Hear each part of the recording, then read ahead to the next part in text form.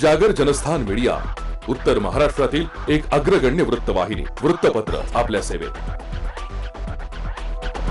सांस्कृतिक, शैक्षणिक, सहकार, कृषी, कला, क्रीडा सर्वच क्षेत्रातील घटकांचा न्याय हक्कासाठी, जनजागृतीसाठी आम्ही घेऊन येत आहोत जागर जनस्थान ही आपल्या हक्काची वृत्तवाहिनी, वृत्तपत्र. Social media, print media, electronic media अशा सर्व माध्यमातून पोहोचवणार सर्वसामान्यांचा आवाज. उत्तर महाराष्ट्रातील जनतेच्या हक्काची एकमेव वृत्तवाहिनी जागर जनस्थान. जागर जनतेचा, जनतेसाठी सर्वसामान्यांच्या हक्काचा आवाज, जागर जनस्थान.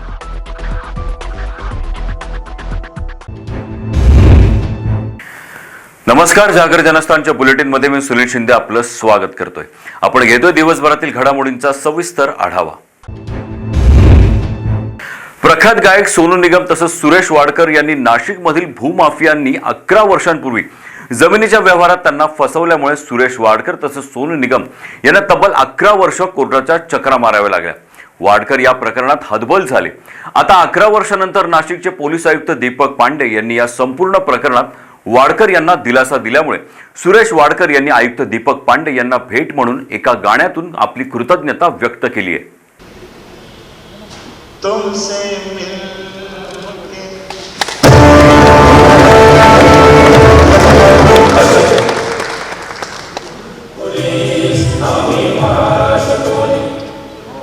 नाही बेटा, मी दुसरंच काहीतरी म्हणतो. तुमसे मिलके ऐसा लगा, तुमसे मिलके अरमान में पूरे दिल के, तुमसे मिलके ऐसा लगा, तुमसे मिलके अरमान हुए पूरे दिल के. ऐ मेरी जाने वफा, तेरी मेरी तेरी एक जान है, साथ तेरे सदा, तुमसे न होंगे जुदा, तुमसे ऐसा लगा, तुमसे मिलके अरमा हुए पूरे दिल के. मेरे सनम तेरी कसम, छोड़ेंगे अब ना ये जिंदगी गुजरेगी हमदम तुम्हारे साथ, अपना ये वादा रहा, अब हम न होंगे जुदा, तुमसे मिलके ऐसा लगा, तुमसे मिलके अरमान हुए पूरे दिल के. ऐ मेरी जाने वफा. संपूर्ण महाराष्ट्रात परिचित असलेल्या नाशिकच्या मंडलिक खून प्रकरणाच्या पार्श्वभूमीवर नाशिकच्या पोलीस आयुक्तांनी नाशिकच्या भूमाफियांवरती केलेल्या कारवाईचा संदेश हा सर्वसामान्य नागरिकांपर्यंत पोहोचावा या उद्देशाने नाशिकचे पोलीस आयुक्त दीपक पांडे यांनी आज पोलीस आयुक्त कार्यालयात प्रख्यात गायक सुरेश वाडकर यांच्या उपस्थितीत भूमाफिया लघुपटाचा प्रकाशन सोहळा करण्यात आला. याच वेळी गायक सुरेश वाडकर यांनी आपल्या काही गाण्यांची झलकही या कार्यक्रमाच्या माध्यमातून उपस्थितांच्या समोर सादर केली आहे. चप्पा चप्पा चरखा चले, चप्पा चप्पा चरखा चले, चप्पा चप्पा चरखा चले, चप्पा चप्पा चरखा चले. हे आवनी पौनी आरिया तेरी, बानी बानी बेरियों तले, चप्पा चप्पा चरखा चले, ओए चप्पा चप्पा चरखा चले, हे औनी पौनी आरिया तेरी, बौनी बौनी बेरियों तले, यारा में यारा में यारा में हानिया परदेसिया,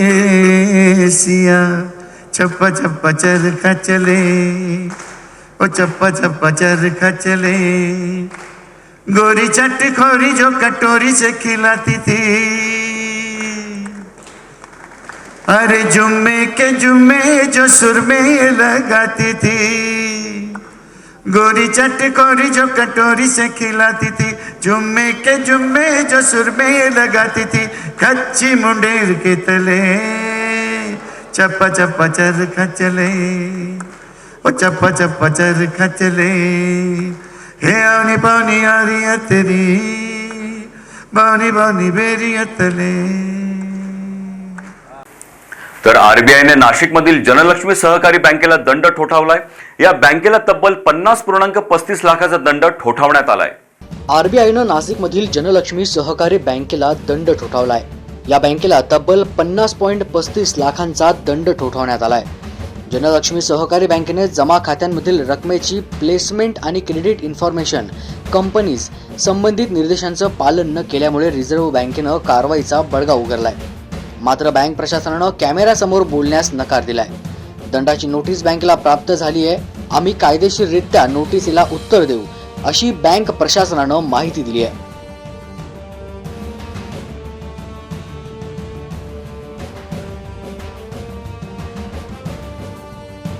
जागर जनस्थानसाठी प्रकाश दुर्वेंसह शुभम बोडके, नाशिक. कोरोनाचा प्रादुर्भाव कमी झाला असला तरी देखील संभाव्य तिसरी लाट येणार असल्याचं मत अनेक तज्ज्ञांनी व्यक्त केलंय. पहिल्या आणि दुसऱ्या लाटेपेक्षा संभाव्य तिसरी लाट अधिक धोक्याची मानली जाते. यावर आरोग्य विभाग तसेच आरोग्य तज्ज्ञांचं काय मत आहे पाहूया या स्पेशल रिपोर्टमधून.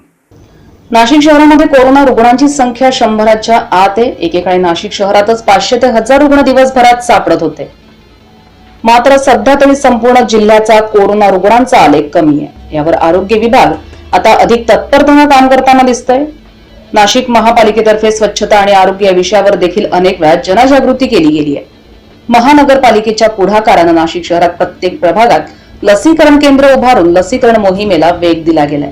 मात्र शहरात लसींचा तुटवडा जाणवत असल्यानं लसीकरण मोहीम मंद गतीनं सुरू आहे. नाही, तिसरी लाट आपण आत्ता म्हटलं तसं युरोप अमेरिकेमध्ये तिसरी चौथी लाट असं आपण ऐकतोय. या गोष्टी जर ऐकल्या तर त्याच्यानुसार तिथे लसीकरण पण चालू आहे. त्यानुसार मग आपण जर आपल्याकडे आत्ताच आपण एप्रिल मे महिन्यात आपल्याकडे दुसरी लाट आपण पीकवर होतो. मेमध्ये हळूहळू पेशंट्स आपल्याकडे कमी व्हायला सुरुवात झाली. पण जर असंच हे राहिलं तर आपल्याकडे तिसरी लाटसुद्धा येऊ शकते.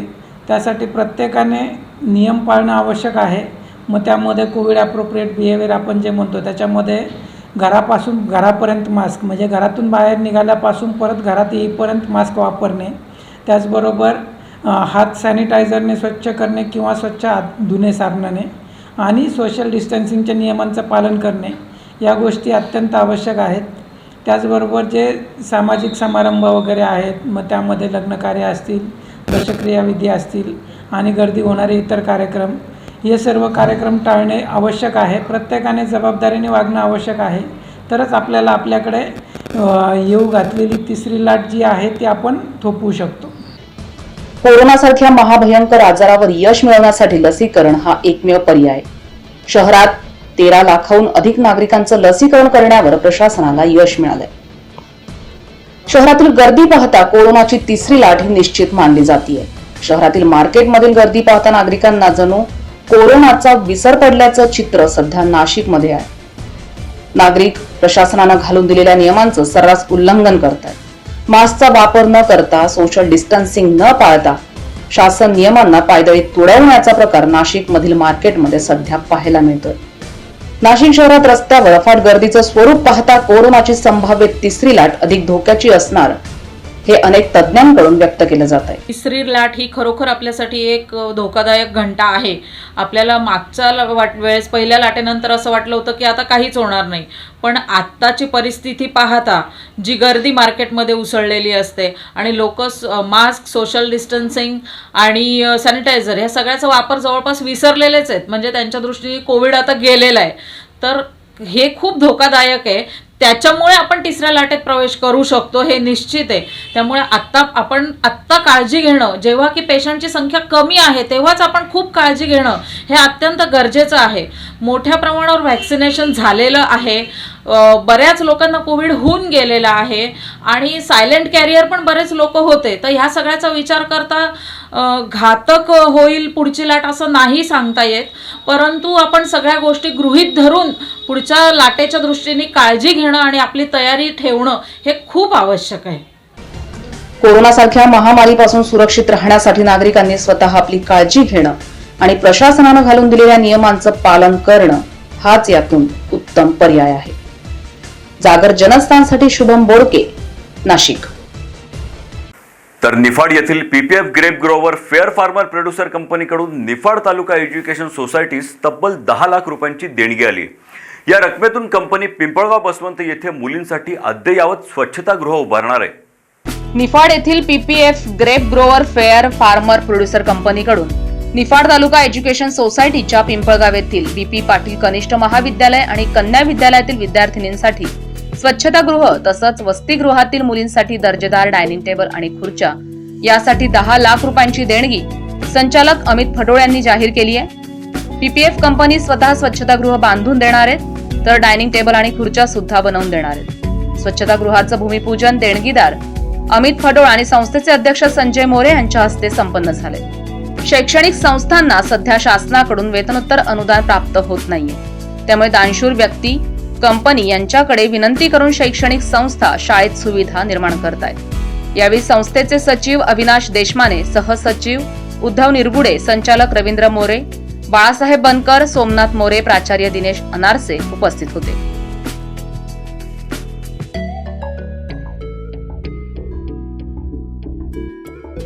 जागर जनस्थानसाठी हेमंत थेटे, पिंपळगाव, बसवंत. या बातमीसोबतच वेळ झाली का ब्रेकची. आपण कुठेही जाऊ नका, पाहत राहा जागर जनस्थान. आजच्या तंत्रज्ञान युक्त आणि स्पर्धात्मक युगात यशस्वी आणि अग्रेसर वाटचाल करणे ही काळाची गरज बनली आहे. आणि हीच काळाची गरज आणि युगाची गती लक्षात घेऊन एक गाव प्रकर्षाने पुढे सरसावतंय. सह्याद्री पर्वतरांगेच्या कुशीत आणि कुलस्वामिनी सप्तशृंगी मातेच्या आशीर्वादाने भरभरून पावलेले संपूर्ण देशात द्राक्ष पंढरीच नव्हे तर कांदा आणि टोमॅटो या पिकाचे उत्पादन आणि निर्यातीसाठी देखील प्रसिद्ध असे नाशिक जिल्ह्यातील पिंपळगाव बसवंत. शेतीबरोबरच या गावाने शिक्षण क्षेत्रात देखील गरुडझेप घेतली आहे आणि त्यात प्रामुख्याने निफाड तालुका एज्युकेशन सोसायटीच्या रूपाने पिंपळगावच्या शिरपेचात मानाचा तुरा रोवला गेला. गेल्या 8 दशकांपासून ज्ञानदानाचे कार्य करणारी ही संस्था फक्त ग्रामस्थांच्याच नाही तर संपूर्ण जिल्ह्याच्या विश्वासास पात्र ठरते आणि नाशिक जिल्ह्याच्या विकासात निफाड तालुका एज्युकेशन सोसायटीचे मोलाचे योगदान आहे. संस्थेची स्थापना 1942 साली झाली असून शिक्षण क्षेत्रात अजून प्रगल्भता आणि पारदर्शकता आणण्यासाठी संस्थेने गेल्या 4 वर्षांपूर्वी 11वी तसंच 12वी विज्ञान शाखा सुरू केली. Late BP Patil junior college of science या नावाने सुरू झालेले हे आंतरराष्ट्रीय दर्जाचे महाविद्यालय. एक शिक्षक म्हणून मला असं वाटतं की आज फक्त विद्यार्थ्यांच्या शैक्षणिक विकासावरच भर न देता त्यांच्यातील कलाविष्कारांना जर वाव मिळाला तर विद्यार्थ्यांचा सर्वांगीण विकास होतो आणि हा विकास घडून यावा यासाठी बीपी पाटील महाविद्यालय अनेक प्रकारचे उपक्रम राबवत असते. बीपी पाटील महाविद्यालयाचा परिसर अतिशय निसर्गरम्य आहे आणि सर्वात महत्त्वाची बाब म्हणजे इथे कार्यरत असणारा जो शिक्षक वृंद आहे तो उच्च विद्या विभूषित आणि अनुभव संपन्न असा आहे. बीपी पाटील महाविद्यालयाचा परिसर अत्यंत प्रशस्त तसंच निसर्गरम्य. ब्रिटिशकालीन दगडी वास्तू हे या महाविद्यालयाचे खास आकर्षण. सुसज्ज तसंच प्रशस्त वर्गखोल्या, विस्तृत मैदान या सर्व गोष्टी महाविद्यालयाच्या जमेच्या बाजू आहेत. एक महिला शिक्षिका म्हणून दरवर्षीच्या अनुभवावरून मला असं वाटतं की 10वी पासआउट झाल्यानंतर विद्यार्थिनींना कॉलेजला ॲडमिशन घ्यावं लागतं आणि कॉलेज आणि क्लास या सर्व सोयीसुविधा एकाच ठिकाणी उपलब्ध नसल्यामुळे त्यांना कॉलेज आणि क्लास अशा वेगवेगळ्या ठिकाणी जावं लागतं आणि यातूनच त्यांच्या सुरक्षिततेचा प्रश्न तयार होतो. आणि यासाठी जर समर्पक उत्तर हवं असेल तर late BP Patil junior college of science येथे विद्यार्थिनींच्या सुरक्षिततेची विशिष्ट काळजी घेतली जाते. Late BP Patil junior college of सायन्समध्ये वसतिगृहाची 24 तास सुविधा आहे आणि येथे 24 तास सिक्युरिटी कार्यरत आहे. आणि खरं सांगायचं ठरलं तर सध्या कॉलेजमध्ये विद्यार्थिनींची संख्यासुद्धा जास्त आहे आणि विद्यार्थिनींचे अनेक प्रश्न सोडवण्यासाठी कॉलेजमध्ये लेडी स्टाफसुद्धा जास्त प्रमाणात कार्यरत आहे. तसेच सर्वात महत्त्वाचे म्हणजे महाविद्यालयाचा अध्यापक वर्ग हा उच्च विद्या विभूषित आणि अनुभव संपन्न आहे. यात मुलांच्या शैक्षणिक प्रगतीवर भर देता त्यांच्या सर्वांगीण विकासाला महत्त्व दिले जाते. यासाठी वेळोवेळी विद्यार्थ्यांसाठी व्याख्यानं तसंच NEET, GE, नाटा, MHCET अशा स्पर्धा परीक्षांसाठी विद्यार्थ्यांना तयार करण्याचे कसब या गुरुजनांमध्ये. शिक्षणाबरोबरच विद्यार्थ्यांच्या शारीरिक विकासाची हमी देणाऱ्या या महाविद्यालयात दर रविवारी विविध क्रीडा प्रकारांचे आयोजन केले जाते. विद्यार्थी मित्रांनो, तुम्हाला सांगायला अतिशय आनंद वाटतो की पिंपळगावसारख्या ग्रामीण भागामध्ये निफाड एज्युकेशन सोसायटीने ही जी कॉलेजची स्थापना केलेली तर सांगायला अतिशय कौतुकास्पद वाटतं की सुरुवातीला अक्षरशः 80 विद्यार्थ्यांपासून आज या कॉलेजचा प्रवास हा जवळपास 500 विद्यार्थ्यांपर्यंत आलेला आहे. विद्यार्थी मित्रांनो, जर आपल्याला शिक्षणाबरोबर संस्कार, शिस्त आणि सामाजिक भान या सर्व गोष्टी जर हव्या असतील तर BP पाटील हे असं एकच कॉलेज आहे की ज्या ठिकाणी संस्कार, शिस्त आणि शिक्षण या तिन्ही गोष्टी मिळतात. आणि म्हणून मला तुम्हाला सगळ्यांना सांगावंसं वाटतं की आपल्या सर्व पाल्यांसाठी ही एक सुवर्ण संधी आहे आणि या सुवर्ण संधीचा सगळ्यांनी लाभ घ्या आणि एकदा BP पाटीलला अवश्य भेट द्या. आणि म्हणूनच आपल्या पाल्याच्या उज्ज्वल भविष्यासाठी एकदा late BP Patil junior college of सायन्सला अवश्य भेट द्या. धन्यवाद.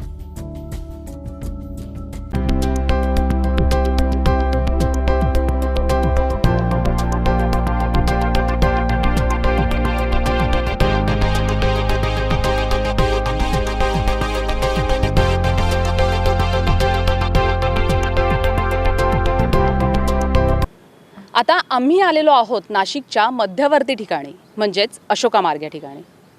पण आम्ही अशोका मार्ग या ठिकाणी का आलो आहोत असा तुम्हाला प्रश्न नक्कीच पडला असेल. तर नाशिककरांना प्रत्येक नाशिककराचं घराचं स्वप्न आहे आणि त्या स्वप्नपूर्तीसाठी कार्डा कन्स्ट्रक्शन गेल्या कित्येक वर्षापासनं त्या स्वप्नपूर्तीसाठी मदत करतोय आणि अशोका मार्गला देखील कार्डा कन्स्ट्रक्शनची नवीन साईट उभी राहू पाहतीये. त्याच साईटची त्याच प्रोजेक्टची माहिती घेण्यासाठी आम्ही इथे आलेलो आहोत.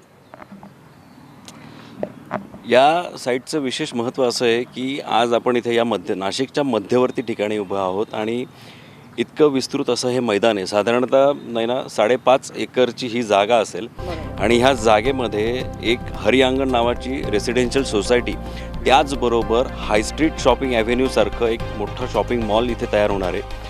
दोन्ही प्रोजेक्ट हे एकत्रितपणे इथे स्टँड होणार आहे आणि ही इतकी सुवर्ण संधी नाशिककरांना उपलब्ध करून दिलेली आहे कार्डा कन्स्ट्रक्शननी. त्यासाठी त्यांचं खरंच कौतुक करावंसं वाटतं. म्हणजे ज्या पद्धतीने आपल्याला टेक्निकल टीमने सांगितलं की सिंगापूर बेसचा हा प्रोजेक्ट असणार आहे. हाय स्ट्रीट प्रोजेक्ट जो आहे तो नाशिकमध्ये प्रथमच कार्डा कन्स्ट्रक्शन आपल्यासाठी घेऊन येतो आहे आणि ही आपल्यासाठी खरंच खूप सुवर्ण संधी आहे. म्हणजे तसं बघायला गेलं तर नाशिकचे आत्ता नवीन उद्योजक असतील किंवा जे उद्योजक ज्यांचं ऑलरेडी कुठेतरी एक शॉप असेल मात्र त्यांना ही सुवर्ण संधी आहे की आपण घरही एकाच ठिकाणी घेऊ शकतो, आपण आपलं शोरूमही एकाच ठिकाणी करू शकतो. आणि सगळ्यात महत्त्वाचं असं आहे नाही ना की ह्या सोसायटीचा जो फ्रंटेज मिळणार आहे तो डायरेक्ट फ्रंट आणि बॅक ह्याला 100 फुटाचा फ्रंटेज मिळणार आहे. ही इतकी चांगली आणि कौतुकास्पद गोष्ट आहे जी कार्डा कन्स्ट्रक्शनने आपल्याला उपलब्ध करून दिलेली आहे. आणि आज नाशिकच्या मध्यवर्ती ठिकाणी अशा जागेवरती इतक्या अत्यल्प दरामध्ये अशा गोष्टी ह्या पद्धतीचं उपलब्ध होणं ही खरंच आपल्या सगळ्यांसाठी खूप अभिमानाची गोष्ट आहे. आता पुढे आपला जो सॅम्पल फ्लॅट आहे त्याबद्दल आपल्या खरंच प्रेक्षकांना सांग. तर नाही ना, सॅम्पल फ्लॅटनंतर अतिशय एक महत्त्वाची गोष्ट मला तुला सांगावीशी वाटते की हायस्ट्रीट शॉपिंग ॲव्हेन्यूचा जो फ्रंटेज असणार आहे हा जवळपास 350 रनिंग मीटरपर्यंतचा असणार आहे. म्हणजे इतकी मोठी जागा आपल्या ग्राहकांना पार्किंगसाठी उपलब्ध होणार आहे. ओके, म्हणजे ज्या पद्धतीनं विस्तृत अशी पार्किंग ग्राहकांना मिळणार आहे त्याच पद्धतीनं गाळे आणि शोरूम्स देखील या ठिकाणी उपलब्ध आहेत. 140 स्क्वेअर फुटापासून तर 6000 स्क्वेअर फुटापर्यंतचे शोरूम या ठिकाणी हाय स्ट्रीट ॲव्हेन्यूमध्ये नागरिकांना आणि नाशिककरांना उपलब्ध होणार आहेत. त्यामुळे नक्कीच नाशिकमधल्या नव उद्योजकांना आपला व्यवसाय वाढवण्यासाठी ही खूप मोठी सुवर्ण संधी कार्डा कन्स्ट्रक्शननं दिलेली आहे. त्यामुळे नाशिककरांनो, तुम्ही नक्कीच याचा विचार करावा असं आम्हाला वाटतंय.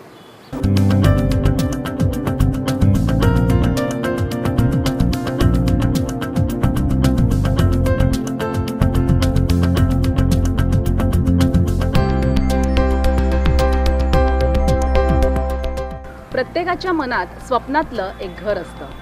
निसर्गाच्या सानिध्यात मायेच्या ओलाव्यात ते सजलेलं असतं. आणि हीच वास्तू, ती वास्तू उभारण्यामागे काय विचार आहे, कुठली कल्पना आहे, ते आपण थेट जाणून घेऊया नरेश कार्डा यांच्याकडून. ह्या प्रोजेक्टचं अजून एक वैशिष्ट्य असं की रेसिडेन्शियल आणि कमर्शियल त्याची एंट्री एक्झिट टोटली सेपरेट केलं आहे. म्हणजे दोघांना डिस्टर्बन्स नको.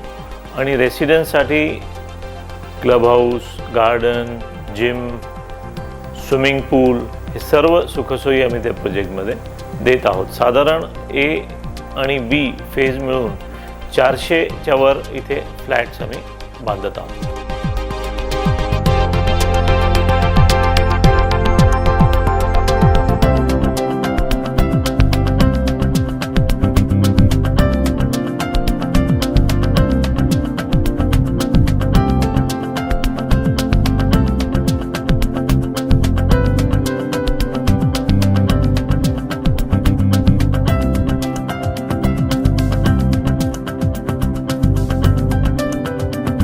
अशा पद्धतीने कमर्शियल बाजू आपण पाहिलेली आहे, पण रेसिडेन्शियल म्हणजे ज्या ठिकाणी नाशिककरांना राहायचं आहे, आपलं स्वप्नातलं घर बुक करायचं आहे, ती बाजू आपल्याला बघावी लागणार आहे. तर या ठिकाणी 3 फेज असणार आहे, A+B आणि C अशा 3 फेज असणार आहे. आणि या 3 फेज म्हणून जवळजवळ 400 फ्लॅट्स इथे उपलब्ध आहेत. बरोबर आहे ना. सी फेजमध्ये आता जर आपण बघितलं तर सी फेजचं काम सुरू झालं आहे आणि जवळपास इथे 120 फ्लॅट्सचं आता काम सुरू झालेलं आहे. त्यामुळे ही खरंच नाशिककरांसाठी सुवर्ण संधी असणार आहे की त्यांनी इथे लवकरात लवकर यावं आणि त्यांनी त्यांचा फ्लॅट बुक करावा.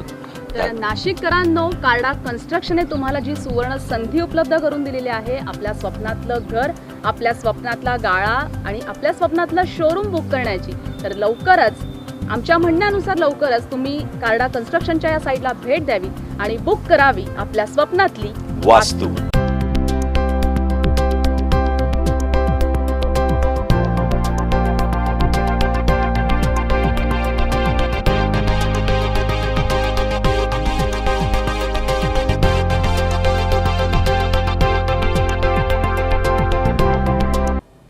राज्यात कोरोनाचे निर्बंध शिथिल करण्यात आले आहेत, पण राज्यातील 11 जिल्ह्यांमध्ये 3ऱ्या पातळीचे निर्बंध कायम असणार आहेत. मुंबई उपनगर आणि ठाणेबाबत स्थानिक प्रशासन निर्णय घेणार आहे. तसेच उर्वरित 22 जिल्ह्यांमध्ये निर्बंधात काही प्रमाणात सूट देण्यात आली आहे. पण नागरिकांनी काटेकोरपणे नियम पाळण्याचं आवाहन मुख्यमंत्र्यांनी केलंय. नमस्कार, मी वैष्णवी सांगळे, जागर जनस्थानच्या वेब एक्सप्लेनरमध्ये तुमचं सर्वांचं स्वागत. चला तर मग जाणून घेऊया काही नवीन नियमावली. सर्व प्रकारचे जीवनावश्यक वस्तू तसेच जीवनावश्यक वस्तू विक्री न करणारी दुकाने तसेच मॉल सोमवार ते शुक्रवार रात्री 8 वाजेपर्यंत आणि शनिवारी दुपारी 3 पर्यंत सुरू राहणार आहेत. रविवारी जीवनावश्यक वस्तू वगळता इतर सर्व दुकाने आणि मॉल्स बंद राहणार आहेत. सर्व सार्वजनिक उद्याने आणि मैदाने ही व्यायाम, चालणे, धावणे आणि सायकलिंगसाठी खुली करण्यात आली आहेत. सर्व शासकीय व खाजगी कार्यालये पूर्ण क्षमतेने सुरू होतील. प्रवासाची गर्दी टाळण्यासाठी कार्यालयातील वेळांची विभागणी करण्याच्या सूचनाही देण्यात आल्या आहेत. जी कार्यालये वर्क फ्रॉम होम पद्धतीने सुरू ठेवता येऊ शकतात ती तशी सुरू ठेवण्याची सूचनाही देण्यात आली आहे. सर्व प्रकारची शेतीविषयक कामे, बांधकाम, वस्तूंची वाहतूक, उद्योग हे पूर्ण क्षमतेने सुरू राहणार आहेत. जिम, व्यायामशाळा, योगा केंद्रे, ब्युटी पार्लर्स, केश कर्तनालय यांना AC बंद ठेवून सोमवार ते शुक्रवार रात्री 8 वाजेपर्यंत 50% क्षमतेने सुरू ठेवता येणार आहे. पण शनिवारी दुपारी 3 पर्यंत आणि रविवारी ते पूर्णपणे बंद राहणार आहेत. चित्रपटगृहे, नाट्यगृहे तसेच मॉल्समधील मल्टीप्लेक्स हे बंदच राहणार आहेत. यात कोणतीही सूट देण्यात आलेली नाही. राज्यातील सर्व धर्मियांची प्रार्थनास्थळे ही बंदच राहणार आहेत. शाळा महाविद्यालयांच्या बाबतीत शालेय शिक्षण व उच्च शिक्षण विभाग निर्णय घेईल. सर्व उपाहारगृहे 50% आसन क्षमतेसह सायंकाळी 4 वाजेपर्यंत सुरू राहतील. मात्र आरोग्याच्या कोविड विषयक नियमांचे पालन करावे लागेल. टेक अवे किंवा पार्सल सेवा सध्याप्रमाणेच सुरू राहणार आहे. रात्री 9 ते सकाळी 5 या वेळेत अत्यावश्यक कारणाशिवाय बाहेर तुम्हाला पडता येणार नाहीये. गर्दीमुळे संसर्ग वाढू शकतो, म्हणून वाढदिवस, समारंभ, राजकीय, सामाजिक, सांस्कृतिक समारंभ, निवडणुका, प्रचार, मिरवणुका, निदर्शन, मोर्चे यांच्यावरील निर्बंध कायम ठेवण्यात आलेले आहेत. मास्क वापरणे, सुरक्षित अंतर यांसारखे कोरोना प्रतिबंधक नियम सर्व नागरिकांनी पाळणे गरजेचे आहे. या नियमांचे उल्लंघन केल्यास आपत्ती व्यवस्थापन कायदा 2005, साथरोग कायदा आणि भारतीय दंड संहितेमधील तरतुदीनुसार कारवाई केली जाणार आहे. तुम्हाला आमचा वेब एक्सप्लेनर कसा वाटला हे कमेंट्समध्ये नक्की सांगा आणि पाहत रहा जागर जनस्थान.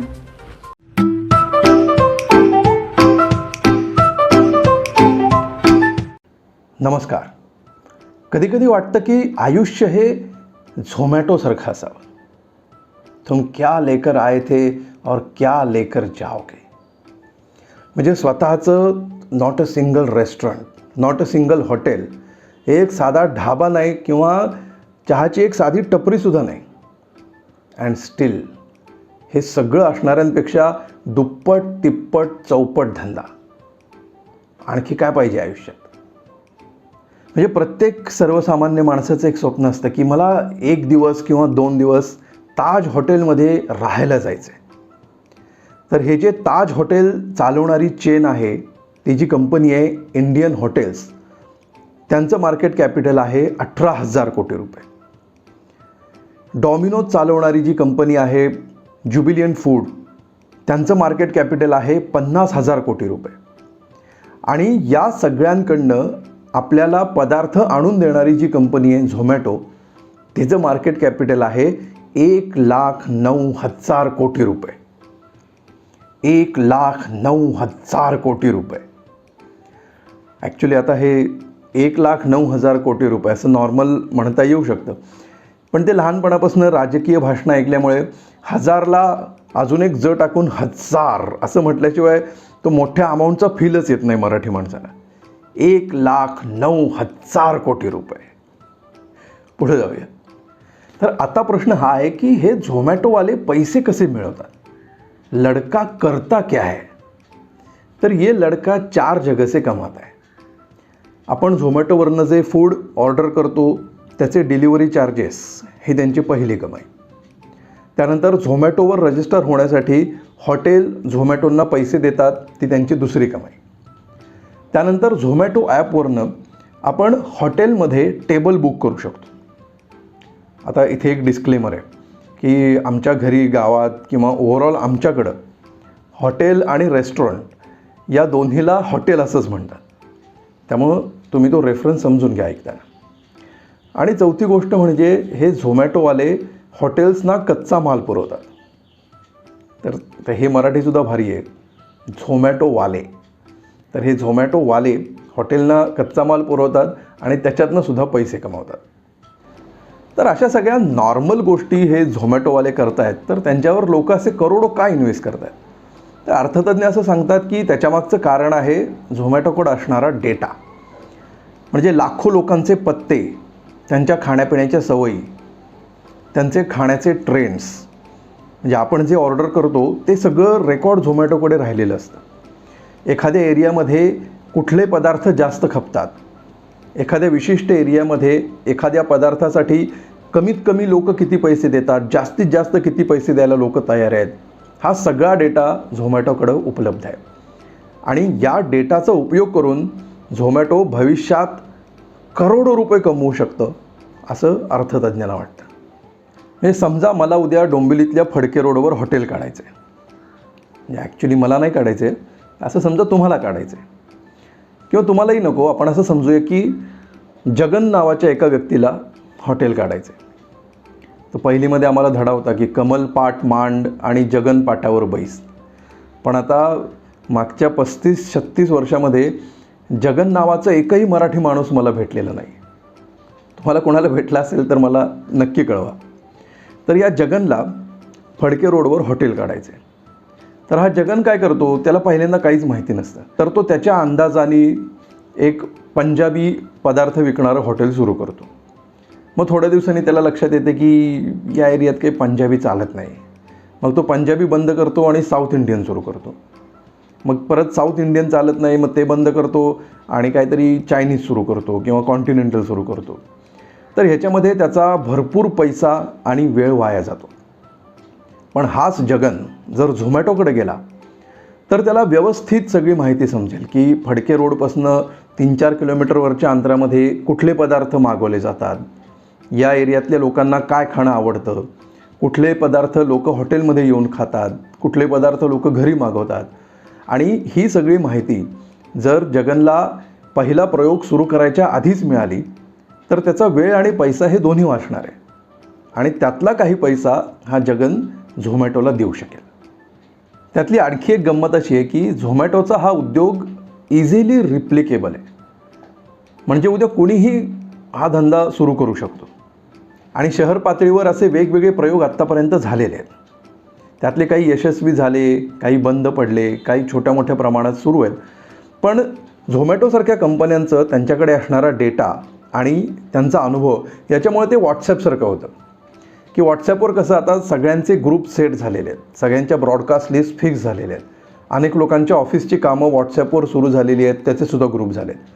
त्यामुळे आता नवीन मेसेजिंग ॲप आलं तरीसुद्धा व्हॉट्सॲप सेट आहे, त्याला काही आता फार टेन्शन नाही आहे. म्हणजे जसं प्रत्येक विधानसभा मतदारसंघातला प्रत्येक नागरिक हा आमदार होऊ शकतो, त्याच्याकडे ते पोटेन्शियल आहे. पण वर्षानुवर्ष एकच आमदार झाल्यामुळे तो इतका सेट झालेला असतो की दर निवडणुकीला विरोधी पक्षातला उमेदवार बदलत राहतो, पण हा सेट असतो. आणि काही दिवसांनी तर हा आमदारच ठरवतो की विरोधी पक्षातनं कोण उभं राहणार. तर आता प्रश्न असा आहे की झोमॅटोचा हा शेअर घ्यायचा की नाही. आय डोंट नो, मी अजून तरी घेतलेला नाही आहे. पण मी तुम्हाला एक सांगतो की माझे फायनान्शियल डिसिजन्स हे चुकीचे असतात. त्यामुळे तुम्हाला घ्यायचं असेल तर घ्या, नसेल घ्यायचं तर नका घेऊ. कारण शेवटी प्रश्न हा तुमच्या पैशांचा आहे. पण मी एक तुम्हाला नक्की सांगतो, अमोल जोशी सर्चलाईट हे जे चॅनल सध्या तुम्ही बघताय त्याला तुम्ही सबस्क्राईब करा आणि बेल आयकॉनवर क्लिक करा. Because it's absolutely free. Okay then, भेटूया पुढच्या भागात. नमस्कार.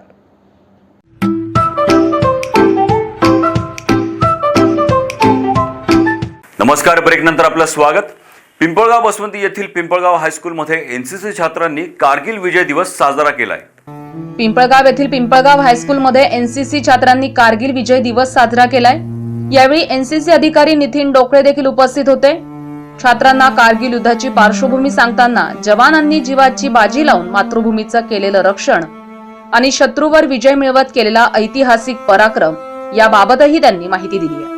कारगिल युद्धातील भारताच्या शूरवीर जवानांच्या शौर्यगाथाही डोकळे यांनी एनसीसी छात्रांना सांगितल्या. या युद्धात आपल्या देशाचे अनेक जवान शहीद झाले. त्या वीर जवानांना आदरांजली म्हणून शाळेच्या हॉलमध्ये मेणबत्त्या लावून जवानांप्रती आदरभाव व्यक्त करण्यात आला. यावेळी मुख्याध्यापक अशोक मोरे, उपमुख्याध्यापक प्रवीण पाटील उपस्थित होते.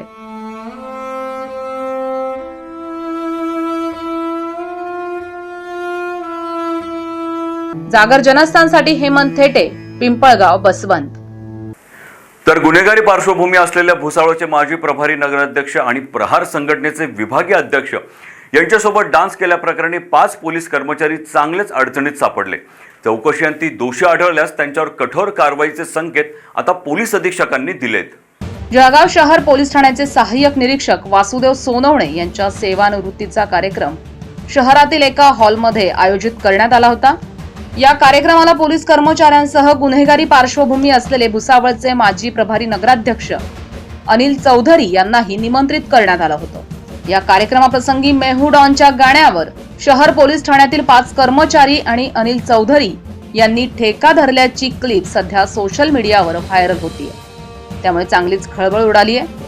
अनिल चौधरी यांच्यावर खंडणीसह अनेक गंभीर गुन्हे दाखल आहेत. या गुन्ह्यात संशयित आरोपी असलेले अनिल चौधरी यांच्यासोबत पोलीस कर्मचाऱ्यांनी केलेला डान्स पाहता पोलीस दलातील काही कर्मचारी आणि गुन्हेगार यांच्यातील नातं किती घनिष्ठ जुळलंय हे या घटनेतून समोर येत आहे. या घटनेच्या पार्श्वभूमीवर पोलीस दलाची नाचक्की होत असल्यानं या घटनेत अनिल चौधरी यांच्यासोबत डान्स करणाऱ्या 5 पोलीस कर्मचाऱ्यांची तातडीनं पोलीस मुख्यालयातून उचलबांगडी करण्यात आली आहे.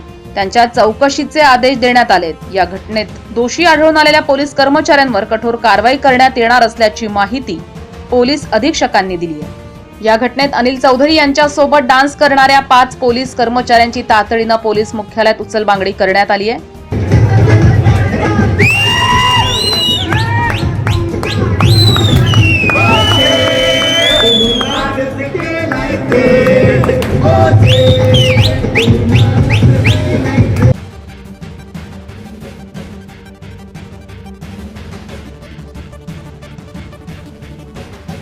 जागर जनस्थानसाठी खेमचंद कुमावत, जळगाव.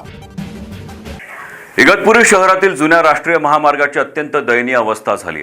नागरिकांना रस्त्यावरून जाताना तारेवरची कसरत करून जीव मुठीत धरून प्रवास करावा लागतोय. इगतपुरी शहरातील जुन्या राष्ट्रीय महामार्गाची अत्यंत दयनीय अवस्था झाली आहे. नागरिकांना रस्त्यावरून जाताना तारेवरची कसरत करून जीव मुठीत धरून प्रवास करावा लागतोय. वारंवार निवेदनं देऊनही सार्वजनिक बांधकाम विभाग मात्र याकडे दुर्लक्ष करतो. त्यामुळे भारतीय जनता युवा मोर्चाच्या नेतृत्वाखाली जनसेवा प्रतिष्ठान, ज्येष्ठ नागरिक संघ, श्रमजीवी संघटना यांच्या वतीनं इगतपुरी रेल्वे स्थानकासमोरील खड्ड्यात वृक्षारोपण करण्यात आले. यावेळी काही काळ ट्रॅफिक जाम झाली होती. याप्रसंगी इगतपुरीचे तहसीलदारांना निवेदनही देण्यात आलंय.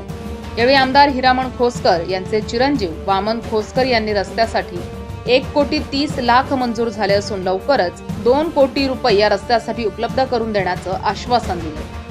1.5 कोटीचा पहिल्या टप्प्यातील निधी मंजूर केलेला आहे. ती प्रोसेस आता टेंडर प्रोसेसला आहे.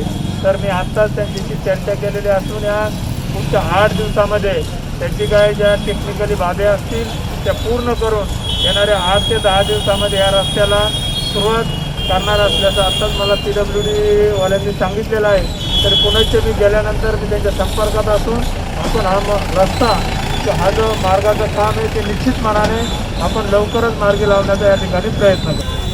आज इगतपुरी येथील रस्त्याच्या संदर्भात भारतीय जनता पार्टी युवा मोर्चामार्फत आज आम्ही आंदोलन केलं आहे. त्याचे जनसेवा प्रतिष्ठान व तसे ज्येष्ठ नागरिक संघसुद्धा आमच्यासोबत आहे. इगतपुरीतील रस्त्यामुळे त्रस्त झालेले नागरिकसुद्धा रस्त्यावर उतरलेले आहेत. जवळजवळ आज 25 वर्ष झाले गावात सत्ताधाऱ्यांचं काही लक्ष नाही आहे. गावात काही कामं होती नाही. रस्त्याचं काम जवळजवळ गेल्या 10 वर्षापासून तसंच पडलं आहे. खड्डे बुजवायला लावले तर खड्डे कोणी विजवत नाही.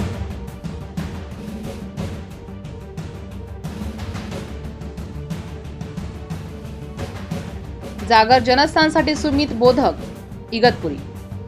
अवजड वाहनातील डिझेल चोरी करणाऱ्या टोळीचा पर्दाफाश झालाय.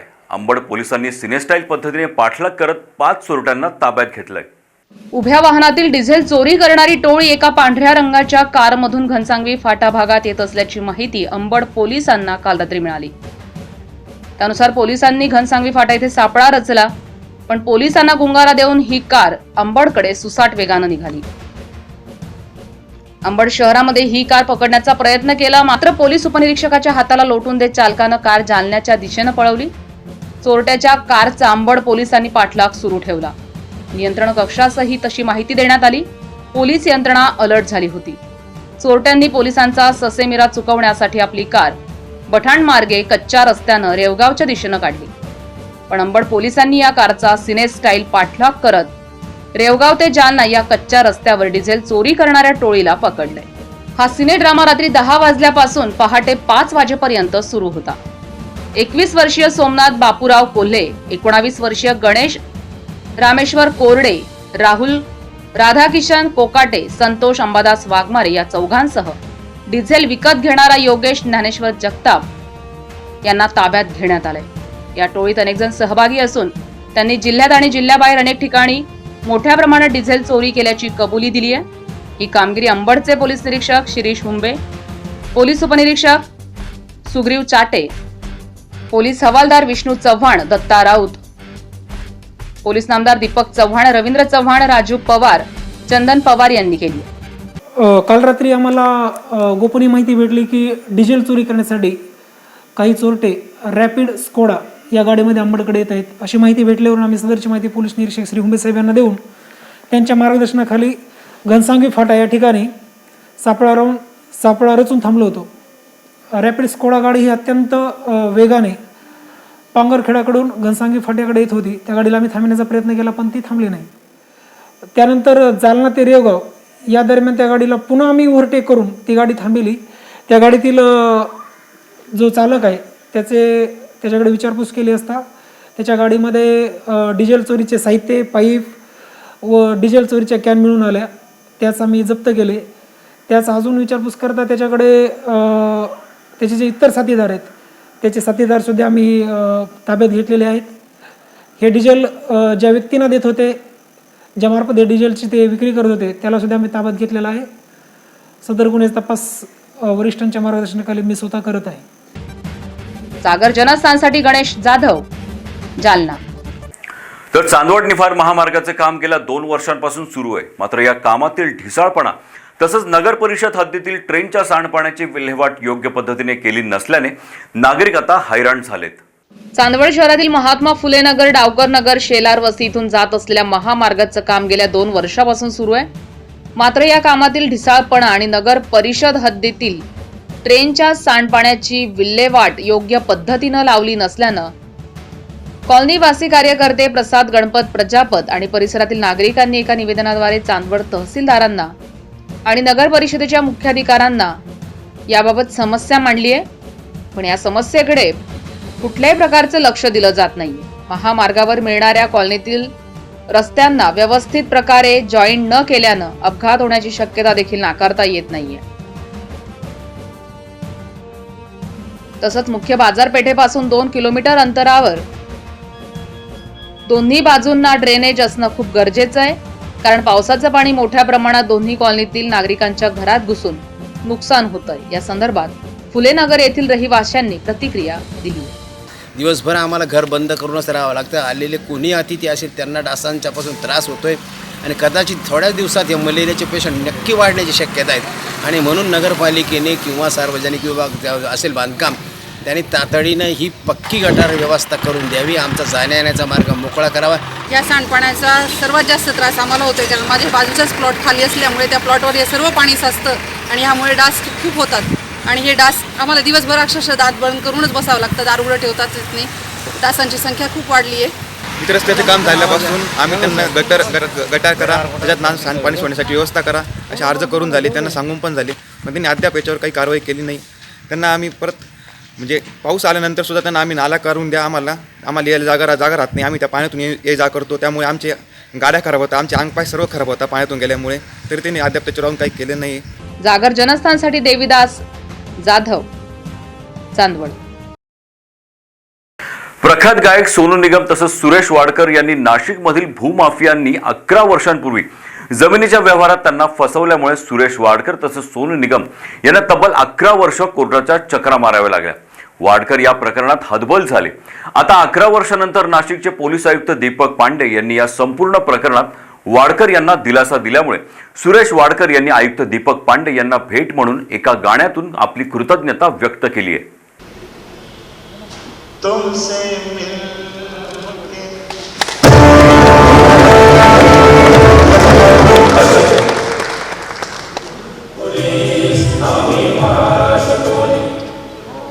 नाही बेटा, मी दुसरंच काहीतरी म्हटलं.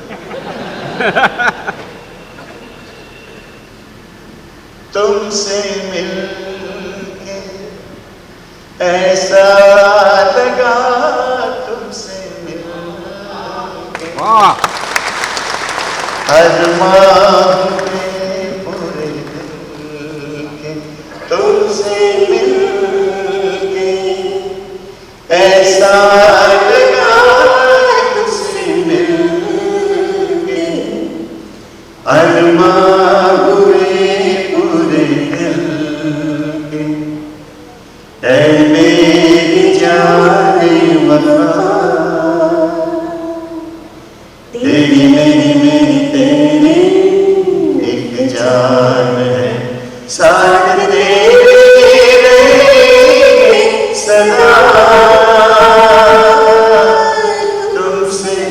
न होंगे जुदा तुमसे ऐसा लगा तुमसे मिलके अरमा हुए पूरे दिल के मेरे सनम तेरी कसम छोड़ेंगे अब नहीं ये जिंदगी गुजरेगी हमदम तुम्हारे साथ अपना ये वादा रहा अब हम न होंगे जुदा तुमसे मिलके ऐसा लगा तुमसे मिलके अरमा हुए पूरे दिल के है मेरी जान वफा। संपूर्ण महाराष्ट्रात परिचित असलेलं नाशिकच्या मंडलिक खून प्रकरणाच्या पार्श्वभूमीवर नाशिकच्या पोलीस आयुक्तांनी नाशिकच्या भूमाफियांवरती केलेल्या कारवाईचा संदेश हा सर्वसामान्य नागरिकांपर्यंत पोहोचावा या उद्देशाने नाशिकचे पोलीस आयुक्त दीपक पांडे यांनी आज पोलीस आयुक्त कार्यालयात प्रख्यात गायक सुरेश वाडकर यांच्या उपस्थितीत भूमाफिया लघुपटाचा प्रकाशन सोहळा करण्यात आला।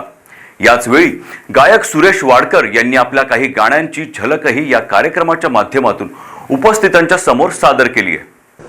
ओ चप्पा चप्पा चरखा चले चप्पा चप्पा चरखा चले चप्पा चप्पा चरखा चले चप्पा चप्पा चरखा चले हे औनी पौनी आरिया तेरी बौनी बौनी बेरियों तले चप्पा चप्पा चरखा चले ओए चप्पा चप्पा चरखा चले हे औनी पौनी आरिया तेरी बौनी बौनी बेरियों तले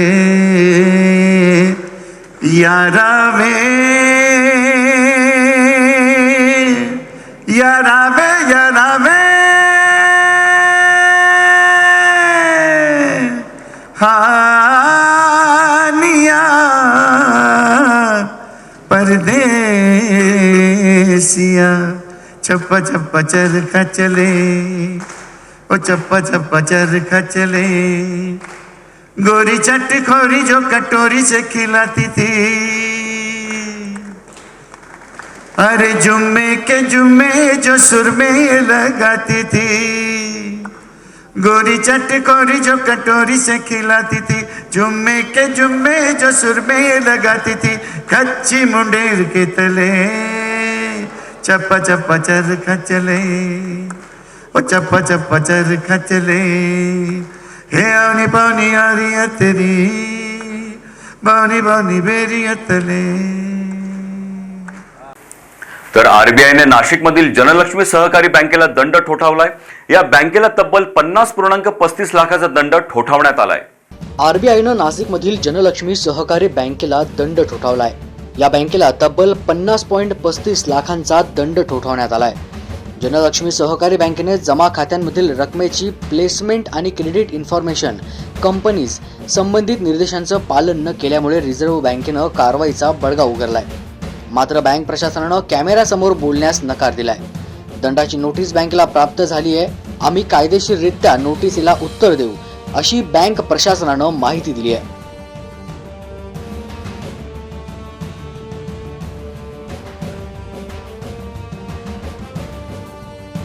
जागर जनस्थानसाठी प्रकाश दुर्वेंसह शुभम बोडके, नाशिक। कोरोनाचा प्रादुर्भाव कमी झाला असला तरी देखील संभाव्य तिसरी लाट येणार असल्याचं मत अनेक तज्ज्ञांनी व्यक्त केलंय। पहिल्या आणि दुसऱ्या लाटेपेक्षा संभाव्य तिसरी लाट अधिक धोक्याची मानली जाते। यावर आरोग्य विभाग तसेच आरोग्य तज्ज्ञांचं काय मत आहे पाहूया या स्पेशल रिपोर्टमधून। नाशिक शहरामध्ये कोरोना रुग्णांची संख्या 100च्या आत आहे। एकेकाळी नाशिक शहरातच 500 ते 1000 रुग्ण दिवसभरात सापडत होते। मात्र सध्या तरी संपूर्ण जिल्ह्याचा कोरोना रुग्णांचा आलेख कमी आहे। यावर आरोग्य विभाग आता अधिक तत्परतेने काम करताना दिसतोय। नाशिक महापालिकेतर्फे स्वच्छता आणि आरोग्य या विषयावर देखील अनेक वेळा जनजागृती केली गेली आहे. महानगरपालिकेच्या पुढाकारानं नाशिक शहरात प्रत्येक प्रभागात लसीकरण केंद्र उभारून लसीकरण मोहिमेला वेग दिला गेलाय. मात्र शहरात लसींचा तुटवडा जाणवत असल्यानं लसीकरण मोहीम मंद गतीनं सुरू आहे. ने तिसरी लाट आपण आत्ता म्हटलं तसं युरोप अमेरिकेमध्ये तिसरी चौथी लाट असं आपण ऐकतोय. या गोष्टी जर ऐकल्या तर त्याच्यानुसार तिथे लसीकरण पण चालू आहे. त्यानुसार मग आपण जर आपल्याकडे आत्ताच आपण एप्रिल मे महिन्यात आपल्याकडे दुसरी लाट आपण पीकवर होतो. मेमध्ये हळूहळू पेशंट्स आपल्याकडे कमी व्हायला सुरुवात झाली. पण जर असंच हे राहिलं तर आपल्याकडे तिसरी लाटसुद्धा येऊ शकते. त्यासाठी प्रत्येकाने नियम पाळणं आवश्यक आहे. मग त्यामध्ये कोविड ॲप्रोप्रिएट बिहेवियर आपण जे म्हणतो त्याच्यामध्ये घरापासून घरापर्यंत मास्क म्हणजे घरातून बाहेर निघाल्यापासून परत घरात येईपर्यंत मास्क वापरणे, त्याचबरोबर हात सॅनिटायझरने स्वच्छ करणे किंवा स्वच्छ हात धुणे साबणाने आणि सोशल डिस्टन्सिंगच्या नियमांचं पालन करणे या गोष्टी अत्यंत आवश्यक आहेत. त्याचबरोबर जे सामाजिक समारंभ वगैरे आहेत मग त्यामध्ये लग्नकार्य असतील, दशक्रियाविधी असतील आणि गर्दी होणारे इतर कार्यक्रम हे सर्व कार्यक्रम टाळणे आवश्यक आहे. प्रत्येकाने जबाबदारीने वागणं आवश्यक आहे. तरच आपल्याला आपल्याकडे येऊ घातलेली तिसरी लाट जी आहे ती आपण थोपवू शकतो. कोरोनासारख्या महाभयंकर आजारावर यश मिळवण्यासाठी लसीकरण हा एकमेव पर्याय. शहरात 13 लाखाहून अधिक नागरिकांचं लसीकरण करण्यावर प्रशासनाला यश मिळालंय. शहरातील गर्दी पाहता कोरोनाची तिसरी लाट ही निश्चित मानली जाते. शहरातील मार्केटमधील गर्दी पाहता नागरिकांना जणू कोरोनाचा विसर पडल्याचं चित्र सध्या नाशिकमध्ये आहे. नागरिक प्रशासनानं घालून दिलेल्या नियमांचं सर्रास उल्लंघन करतात. मास्कचा वापर न करता, सोशल डिस्टन्सिंग न पाळता शासन नियमांना पायदळी तुडवण्याचा प्रकार नाशिकमधील मार्केटमध्ये सध्या पाहायला मिळतोय. नाशिक शहरात रस्त्यावर अफाट गर्दीचं स्वरूप पाहता कोरोनाची संभाव्य तिसरी लाट अधिक धोक्याची असणार हे अनेक तज्ज्ञांकडून व्यक्त केलं जात आहे. तिसरी लाट ही खरोखर आपल्यासाठी एक धोकादायक घंटा आहे. आपल्याला मागच्या वेळेस पहिल्या लाटेनंतर असं वाटलं होतं की आता काहीच होणार नाही, पण आत्ताची परिस्थिती पाहता जी गर्दी मार्केटमध्ये उसळलेली असते आणि लोक मास्क, सोशल डिस्टन्सिंग आणि सॅनिटायझर ह्या सगळ्याचा वापर जवळपास विसरलेलेच आहेत. म्हणजे त्यांच्या दृष्टीने कोविड आता गेलेला आहे. तर हे खूप धोकादायक आहे. त्याच्यामुळे आपण तिसऱ्या लाटेत प्रवेश करू शकतो हे निश्चित आहे. त्यामुळे आत्ता काळजी घेणं, जेव्हा की पेशंटची संख्या कमी आहे तेव्हाच आपण खूप काळजी घेणं हे अत्यंत गरजेचं आहे. मोठ्या प्रमाणावर व्हॅक्सिनेशन झालेलं आहे. बऱ्याच लोकांना कोविड होऊन गेलेला आहे आणि सायलेंट कॅरियर पण बरेच लोक होते. तर ह्या सगळ्याचा विचार करता घातक होईल पुढची लाट असं नाही सांगता येत, परंतु आपण सगळ्या गोष्टी गृहीत धरून पुढच्या लाटेच्या दृष्टीने काळजी घेणं आणि आपली तयारी ठेवणं हे खूप आवश्यक आहे. कोरोनासारख्या महामारीपासून सुरक्षित राहण्यासाठी नागरिकांनी स्वतः आपली काळजी घेणं आणि प्रशासनानं घालून दिलेल्या नियमांचं पालन करणं हाच यातून उत्तम पर्याय आहे. जागर जनस्थानसाठी शुभम बोडके, नाशिक. तर निफाड येथील PPF grape grower fair farmer producer कंपनीकडून निफाड तालुका एज्युकेशन सोसायटीस तब्बल 10 लाख रुपयांची देणगी आली. या रकमेतून कंपनी पिंपळगाव बसवंत येथे मुलींसाठी अद्ययावत स्वच्छतागृह उभारणार आहे. निफाड येथील PPF grape grower fair farmer producer कंपनीकडून निफाड तालुका एज्युकेशन सोसायटीच्या पिंपळगाव येथील बीपी पाटील कनिष्ठ महाविद्यालय आणि कन्या विद्यालयातील विद्यार्थिनींसाठी स्वच्छतागृह तसंच वसतिगृहातील मुलींसाठी दर्जेदार डायनिंग टेबल आणि खुर्च्या यासाठी 10 लाख रुपयांची देणगी संचालक अमित फडोळ यांनी जाहीर केली आहे. पीपीएफ कंपनी स्वतः स्वच्छतागृह बांधून देणार आहेत तर डायनिंग टेबल आणि खुर्च्या सुद्धा बनवून देणार आहेत. स्वच्छतागृहाचं भूमिपूजन देणगीदार अमित फडोळ आणि संस्थेचे अध्यक्ष संजय मोरे यांच्या हस्ते संपन्न झाले. शैक्षणिक संस्थांना सध्या शासनाकडून वेतनोत्तर अनुदान प्राप्त होत नाहीये, त्यामुळे दानशूर व्यक्ती कंपनी यांच्याकडे विनंती करून शैक्षणिक संस्था शाळेत सुविधा निर्माण करतायत. यावेळी संस्थेचे सचिव अविनाश देशमाने, सहसचिव उद्धव निरगुडे, संचालक रवींद्र मोरे, बाळासाहेब बनकर, सोमनाथ मोरे, प्राचार्य दिनेश अनारसे उपस्थित होते.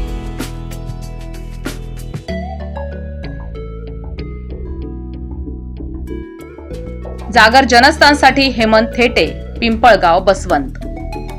या बातमीसोबतच वेळ झाली का ब्रेकची. आपण कुठेही जाऊ नका, पाहत राहा जागर जनस्थान. आजच्या तंत्रज्ञान युक्त आणि स्पर्धात्मक युगात यशस्वी आणि अग्रेसर वाटचाल करणे ही काळाची गरज बनली आहे. आणि हीच काळाची गरज आणि युगाची गती लक्षात घेऊन एक गाव प्रकर्षाने पुढे सरसावतंय. सह्याद्री पर्वतरांगेच्या कुशीत आणि कुलस्वामिनी सप्तशृंगी मातेच्या आशीर्वादाने भरभरून पावलेले संपूर्ण देशात द्राक्ष पंढरीच नव्हे तर कांदा आणि टोमॅटो या पिकाचे उत्पादन आणि निर्यातीसाठी देखील प्रसिद्ध असे नाशिक जिल्ह्यातील पिंपळगाव बसवंत. शेतीबरोबरच या गावाने शिक्षण क्षेत्रात देखील गरुडझेप घेतली आहे आणि त्यात प्रामुख्याने निफाड तालुका एज्युकेशन सोसायटीच्या रूपाने पिंपळगावच्या शिरपेचात मानाचा तुरा रोवला गेला. गेल्या 8 दशकांपासून ज्ञानदानाचे कार्य करणारी ही संस्था फक्त ग्रामस्थांच्याच नाही तर संपूर्ण जिल्ह्याच्या विश्वासास पात्र ठरते आणि नाशिक जिल्ह्याच्या विकासात निफाड तालुका एज्युकेशन सोसायटीचे मोलाचे योगदान आहे. संस्थेची स्थापना 1942 साली झाली असून शिक्षण क्षेत्रात अजून प्रगल्भता आणि पारदर्शकता आणण्यासाठी संस्थेने गेल्या 4 वर्षांपूर्वी 11वी तसंच 12वी विज्ञान शाखा सुरू केली. Late BP Patil junior college of science या नावाने सुरू झालेले हे आंतरराष्ट्रीय दर्जाचे महाविद्यालय. एक शिक्षक म्हणून मला असं वाटतं की आज फक्त विद्यार्थ्यांच्या शैक्षणिक विकासावरच भर न देता त्यांच्यातील कलाविष्कारांना जर वाव मिळाला तर विद्यार्थ्यांचा सर्वांगीण विकास होतो आणि हा विकास घडून यावा यासाठी BP पाटील महाविद्यालय अनेक प्रकारचे उपक्रम राबवत असते. BP पाटील महाविद्यालयाचा परिसर अतिशय निसर्गरम्य आहे आणि सर्वात महत्त्वाची बाब म्हणजे इथे कार्यरत असणारा जो शिक्षक वृंद आहे तो उच्च विद्या विभूषित आणि अनुभव संपन्न असा आहे. BP पाटील महाविद्यालयाचा परिसर अत्यंत प्रशस्त तसंच निसर्गरम्य. ब्रिटिशकालीन दगडी वास्तू हे या महाविद्यालयाचे खास आकर्षण. सुसज्ज तसंच प्रशस्त वर्गखोल्या, विस्तृत मैदान या सर्व गोष्टी महाविद्यालयाच्या जमेच्या बाजू आहेत. एक महिला शिक्षिका म्हणून दरवर्षीच्या अनुभवावरून मला असं वाटतं की 10वी पासआउट झाल्यानंतर विद्यार्थिनींना कॉलेजला ॲडमिशन घ्यावं लागतं आणि कॉलेज आणि क्लास या सर्व सोयीसुविधा एकाच ठिकाणी उपलब्ध नसल्यामुळे त्यांना कॉलेज आणि क्लास अशा वेगवेगळ्या ठिकाणी जावं लागतं आणि यातूनच त्यांच्या सुरक्षिततेचा प्रश्न तयार होतो. आणि यासाठी जर समर्पक उत्तर हवं असेल तर late BP Patil junior college of science येथे विद्यार्थिनींच्या सुरक्षिततेची विशिष्ट काळजी घेतली जाते. Late BP Patil junior college of सायन्समध्ये वसतिगृहाची 24 तास सुविधा आहे आणि येथे 24 तास सिक्युरिटी कार्यरत आहे. आणि खरं सांगायचं ठरलं तर सध्या कॉलेजमध्ये विद्यार्थिनींची संख्यासुद्धा जास्त आहे आणि विद्यार्थिनींचे अनेक प्रश्न सोडवण्यासाठी कॉलेजमध्ये लेडीज स्टाफसुद्धा जास्त प्रमाणात कार्यरत आहे. तसेच सर्वात महत्त्वाचे म्हणजे महाविद्यालयाचा अध्यापक वर्ग हा उच्च विद्या विभूषित आणि अनुभव संपन्न आहे. यात मुलांच्या शैक्षणिक प्रगतीवर भर देता त्यांच्या सर्वांगीण विकासाला महत्त्व दिले जाते. यासाठी वेळोवेळी विद्यार्थ्यांसाठी व्याख्यानं तसंच NET, GE, नाटा, MHCET अशा स्पर्धा परीक्षांसाठी विद्यार्थ्यांना तयार करण्याचे कसब या गुरुजनांमध्ये. शिक्षणाबरोबरच विद्यार्थ्यांच्या शारीरिक विकासाची हमी देणाऱ्या या महाविद्यालयात दर रविवारी विविध क्रीडा प्रकारांचे आयोजन केले जाते. विद्यार्थी मित्रांनो, तुम्हाला सांगायला अतिशय आनंद वाटतो की पिंपळगावसारख्या ग्रामीण भागामध्ये निफाड एज्युकेशन सोसायटीने ही जी कॉलेजची स्थापना केलेली तर सांगायला अतिशय कौतुकास्पद वाटतं की सुरुवातीला अक्षरशः 80 विद्यार्थ्यांपासून आज या कॉलेजचा प्रवास हा जवळपास 500 विद्यार्थ्यांपर्यंत आलेला आहे. विद्यार्थी मित्रांनो, जर आपल्याला शिक्षणाबरोबर संस्कार, शिस्त आणि सामाजिक भान या सर्व गोष्टी जर हव्या असतील तर BP पाटील हे असं एकच कॉलेज आहे की ज्या ठिकाणी संस्कार, शिस्त आणि शिक्षण या तिन्ही गोष्टी मिळतात. आणि म्हणून मला तुम्हाला सगळ्यांना सांगावंसं वाटतं की आपल्या सर्व पाल्यांसाठी ही एक सुवर्ण संधी आहे आणि या सुवर्ण संधीचा सगळ्यांनी लाभ घ्या आणि एकदा BP पाटीलला अवश्य भेट द्या. आणि म्हणूनच आपल्या पाल्याच्या उज्ज्वल भविष्यासाठी एकदा late BP Patil junior college of सायन्सला अवश्य भेट द्या. धन्यवाद.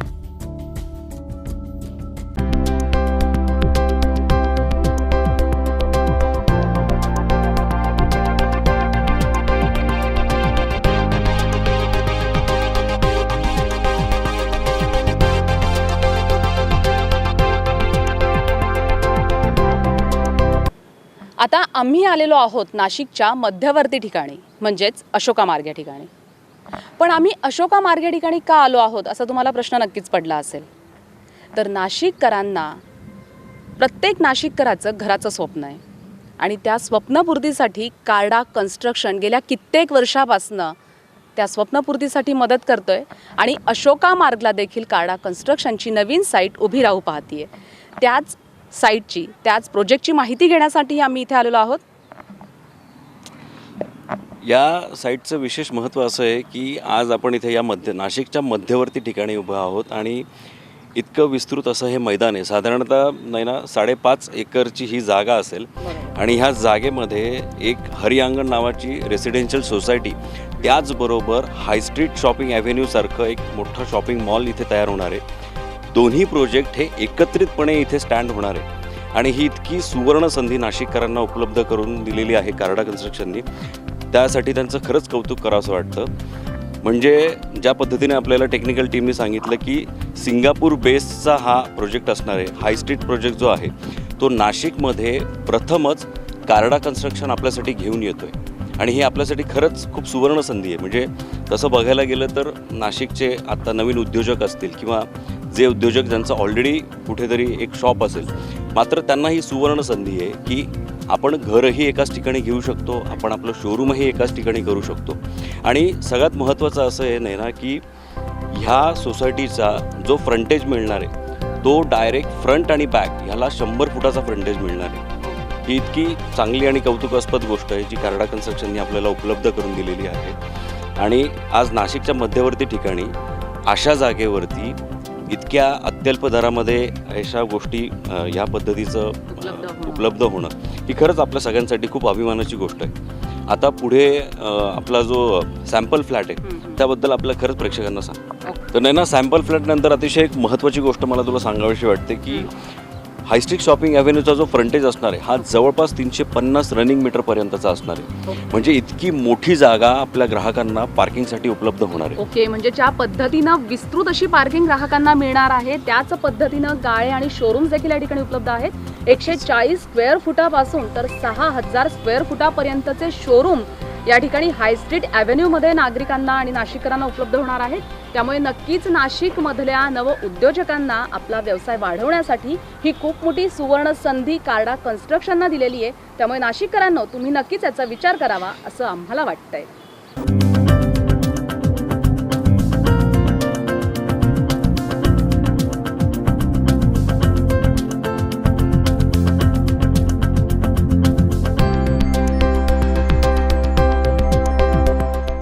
प्रत्येकाच्या मनात स्वप्नातलं एक घर असतं. निसर्गाच्या सानिध्यात मायेच्या ओलाव्यात ते सजलेलं असतं. आणि हीच वास्तू, ती वास्तू उभारण्यामागे काय विचार आहे, कुठली कल्पना आहे, ती आपण थेट जाणून घेऊया नरेश कार्डा यांच्याकडून. ह्या प्रोजेक्टचं अजून एक वैशिष्ट्य असं की रेसिडेन्शियल आणि कमर्शियल त्याची एंट्री एक्झिट टोटली सेपरेट केलं आहे.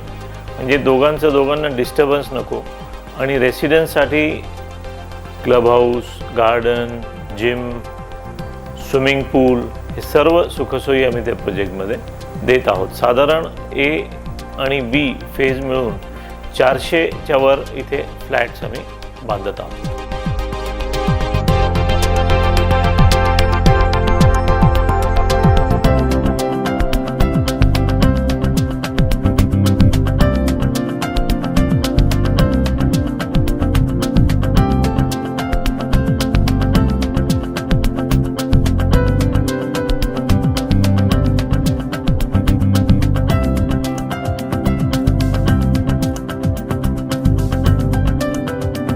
अशा पद्धतीने कमर्शियल बाजू आपण पाहिलेली आहे, पण रेसिडेन्शियल म्हणजे ज्या ठिकाणी नाशिककरांना राहायचं आहे, आपलं स्वप्नातलं घर बुक करायचं आहे, ती बाजू आपल्याला बघावी लागणार आहे. तर या ठिकाणी 3 फेज असणार आहे, A+B आणि C अशा 3 फेज असणार आहे आणि या 3 फेज म्हणून जवळजवळ 400 फ्लॅट्स इथे उपलब्ध आहेत. बरोबर आहे ना. सी फेजमध्ये आता जर आपण बघितलं तर सी फेजचं काम सुरू झालं आहे आणि जवळपास इथे 120 फ्लॅट्सचं आता काम सुरू झालेलं आहे. त्यामुळे हे खरंच नाशिककरांसाठी सुवर्ण संधी असणार आहे की त्यांनी इथे लवकरात लवकर यावं आणि त्यांनी त्यांचा फ्लॅट बुक करावा.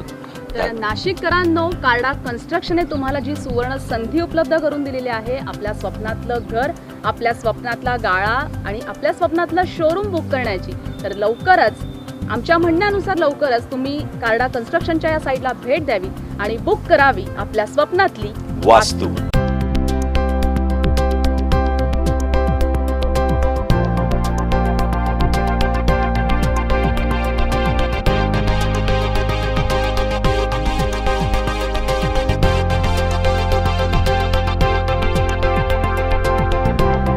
नमस्कार. ब्रेक नंतर आपलं स्वागत. पिंपळगाव बसवंती येथील पिंपळगाव हायस्कूलमध्ये एनसीसी छात्रांनी कारगिल विजय दिवस साजरा केलाय. पिंपळगाव येथील पिंपळगाव हायस्कूलमध्ये एनसीसी छात्रांनी कारगिल विजय दिवस साजरा केलाय. यावेळी एनसीसी अधिकारी नितीन डोकळे देखील उपस्थित होते. छात्रांना कारगिल युद्धाची पार्श्वभूमी सांगताना जवानांनी जीवाची बाजी लावून मातृभूमीचं केलेलं रक्षण आणि शत्रूवर विजय मिळवत केलेला ऐतिहासिक पराक्रम याबाबतही त्यांनी माहिती दिली आहे. कारगिल युद्धातील भारताच्या शूरवीर जवानांच्या शौर्यगाथाही डोकळे यांनी एनसीसी छात्रांना सांगितल्या. या युद्धात आपल्या देशाचे अनेक जवान शहीद झाले. त्या वीर जवानांना आदरांजली म्हणून शाळेच्या हॉलमध्ये मेणबत्त्या लावून जवानांप्रती आदरभाव व्यक्त करण्यात आला. यावेळी मुख्याध्यापक अशोक मोरे, उपमुख्याध्यापक प्रवीण पाटील उपस्थित होते.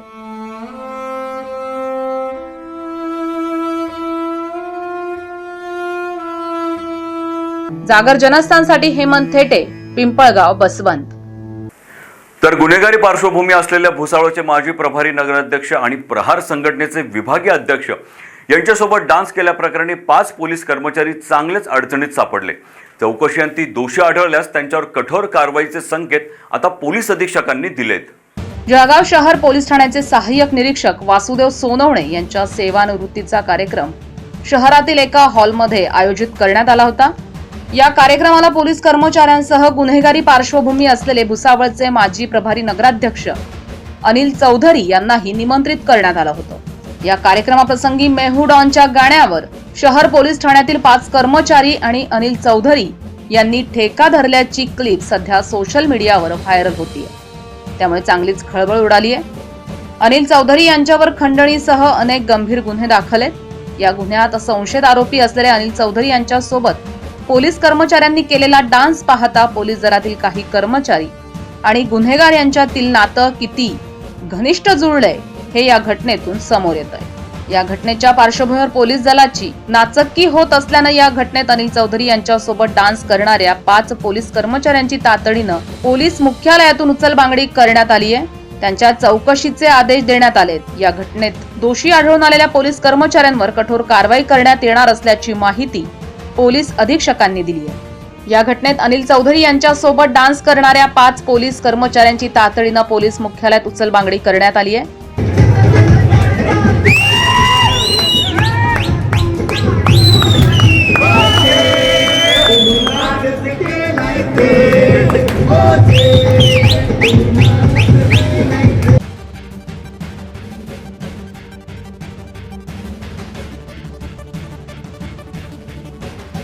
जागर जनस्थानसाठी खेमचंद कुमावत, जळगाव.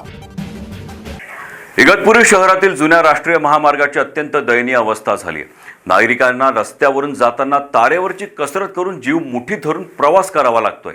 इगतपुरी शहरातील जुन्या राष्ट्रीय महामार्गाची अत्यंत दयनीय अवस्था झाली आहे. नागरिकांना रस्त्यावरून जाताना तारेवरची कसरत करून जीव मुठीत धरून प्रवास करावा लागतोय. वारंवार निवेदनं देऊनही सार्वजनिक बांधकाम विभाग मात्र याकडे दुर्लक्ष करतो. त्यामुळे भारतीय जनता युवा मोर्चाच्या नेतृत्वाखाली जनसेवा प्रतिष्ठान, ज्येष्ठ नागरिक संघ, श्रमजीवी संघटना यांच्या वतीनं इगतपुरी रेल्वे स्थानकासमोरील खड्ड्यात वृक्षारोपण करण्यात आले. यावेळी काही काळ ट्रॅफिक जाम झाली होती. याप्रसंगी इगतपुरीचे तहसीलदारांना निवेदनही देण्यात आलंय. यावेळी आमदार हिरामण खोसकर यांचे चिरंजीव वामन खोसकर यांनी रस्त्यासाठी 1,30,00,000 मंजूर झाले असून लवकरच 2 कोटी रुपये या रस्त्यासाठी उपलब्ध करून देण्याचं आश्वासन दिलं. 1.5 कोटीचा पहिल्या टप्प्यातील निधी मंजूर केलेला आहे. ती प्रोसेस आता टेंडर प्रोसेसला आहे. तर मी आत्ताच त्यांच्याशी चर्चा केलेली असून या पुढच्या 8 दिवसामध्ये त्यांची काय ज्या टेक्निकली बाबी असतील त्या पूर्ण करून येणाऱ्या 8 ते 10 दिवसामध्ये या रस्त्याला सुरुवात करणार असल्याचं आत्ताच मला PWD वाल्यांनी सांगितलेलं आहे. तर पुण्याचे मी गेल्यानंतर मी त्यांच्या संपर्कात असून आपण हा रस्ता हा जो मार्गाचं काम आहे ते निश्चित मनाने आपण लवकरच मार्गी लावण्याचा या ठिकाणी प्रयत्न करू. आज इगतपुरी येथील रस्त्याच्या संदर्भात भारतीय जनता पार्टी युवा मोर्चामार्फत आज आम्ही आंदोलन केलं आहे. त्याचे जनसेवा प्रतिष्ठान व तसे ज्येष्ठ नागरिक संघसुद्धा आमच्यासोबत आहे. इगतपुरीतील रस्त्यामुळे त्रस्त झालेले नागरिकसुद्धा रस्त्यावर उतरलेले आहे. जवळजवळ आज 25 वर्ष झाले गावात सत्ताधाऱ्यांचं काही लक्ष नाही आहे. गावात काही कामं होती नाही. रस्त्याचं काम जवळजवळ गेल्या 10 वर्षापासून तसंच पडलं आहे. खड्डे बुजवायला लावले तर खड्डे कोणी विजवत नाही.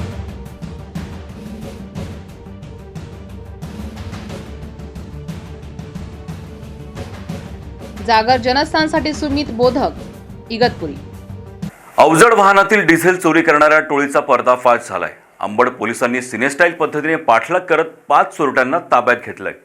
उभ्या वाहनातील डिझेल चोरी करणारी टोळी एका पांढऱ्या रंगाच्या कारमधून घनसांगवी फाटा भागात येत असल्याची माहिती अंबड पोलिसांना काल रात्री मिळाली. त्यानुसार पोलिसांनी घनसांगवी फाटा येथे सापळा रचला, पण पोलिसांना गुंगारा देऊन ही कार अंबडकडे सुसाट वेगानं निघाली. अंबड शहरामध्ये ही कार पकडण्याचा प्रयत्न केला, मात्र पोलीस उपनिरीक्षकाच्या हाताला लोटून देत चालकानं कार जालन्याच्या दिशेनं पळवली. चोरट्याच्या कारचा अंबड पोलिसांनी पाठलाग सुरू ठेवला. नियंत्रण कक्षासही तशी माहिती देण्यात आली. पोलीस यंत्रणा अलर्ट झाली होती. चोरट्यांनी पोलिसांचा ससेमिरा चुकवण्यासाठी आपली कार बठाण मार्गे कच्च्या रस्त्यानं रेवगावच्या दिशेनं काढली, पण अंबड पोलिसांनी या कारचा सिने स्टाईल पाठलाग करत रेवगाव ते जालना या कच्च्या रस्त्यावर डिझेल चोरी करणाऱ्या टोळीला पकडलंय. हा सिने ड्रामा रात्री 10 वाजल्यापासून पहाटे 5 वाजेपर्यंत सुरू होता. 21 वर्षीय सोमनाथ बापूराव कोल्हे, 19 वर्षीय गणेश रामेश्वर कोरडे, राहुल राधाकिशन कोकाटे, संतोष अंबादास वाघमारे या चौघांसह डिझेल विकत घेणारा योगेश ज्ञानेश्वर जगताप यांना ताब्यात घेण्यात आलंय. या टोळीत अनेक जण सहभागी असून त्यांनी जिल्ह्यात आणि जिल्ह्याबाहेर अनेक ठिकाणी मोठ्या प्रमाणात डिझेल चोरी केल्याची कबुली दिली आहे. ही कामगिरी अंबडचे पोलीस निरीक्षक शिरीष हुंबे, पोलीस उपनिरीक्षक सुग्रीव चाटे, पोलीस हवालदार विष्णू चव्हाण, दत्ता राऊत, पोलीस नामदार दीपक चव्हाण, रवींद्र चव्हाण, राजू पवार, चंदन पवार यांनी केली. काल रात्री आम्हाला गोपनीय माहिती भेटली की डिझेल चोरी करण्यासाठी काही चोरटे रॅपिड स्कोडा या गाडीमध्ये अंबडकडे येत आहेत अशी माहिती भेटल्यावरून आम्ही सदरची माहिती पोलीस निरीक्षक श्री हुंबे साहेब यांना देऊन त्यांच्या मार्गदर्शनाखाली घनसांगवी फाटा या ठिकाणी सापळा रचून थांबलो होतो. रॅपिड स्कोडा गाडी ही अत्यंत वेगाने पांगरखेड्याकडून घनसांगवी फाट्याकडे येत होती. त्या गाडीला आम्ही थांबण्याचा प्रयत्न केला, पण ती थांबली नाही. त्यानंतर जालना ते रेवगाव या दरम्यान त्या गाडीला पुन्हा आम्ही ओव्हरटेक करून ती गाडी थांबली. त्या गाडीतील जो चालक आहे त्याच्याकडे विचारपूस केली असता त्याच्या गाडीमध्ये डिझेल चोरीचे साहित्य, पाईप व डिझेल चोरीच्या कॅन मिळून आल्या. त्याच आम्ही जप्त केले. त्याचा अजून विचारपूस करता त्याच्याकडे त्याचे जे इतर साथीदार आहेत त्याचे साथीदारसुद्धा आम्ही ताब्यात घेतलेले आहेत.